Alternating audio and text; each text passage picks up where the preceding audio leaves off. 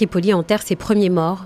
La capitale libyenne continue de vivre au rythme des assauts des troupes du général Haftar. Les habitants ont essuyé plusieurs tirs de roquettes dans la nuit. Une offensive meurtrière pour la population.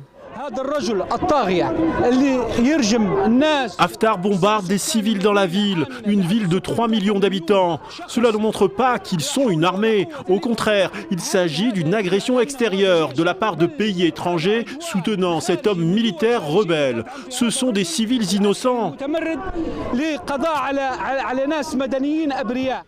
Au moins 7 explosions ont secoué Tripoli. Le quartier d'Abou Slim, situé dans le sud de la capitale, a été particulièrement touché par plusieurs roquettes.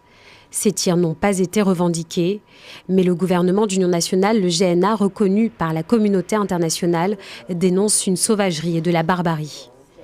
Dans cet hôpital de Tripoli, les blessés et leurs familles affluent. Certains viennent donner du sang. Tous sont choqués par la violence des affrontements. Nous sommes déçus par la communauté internationale. Nous nous attendions à ce que la communauté internationale, le Conseil international, prenne des mesures concrètes pour mettre fin à ces meurtres et faire cesser cela.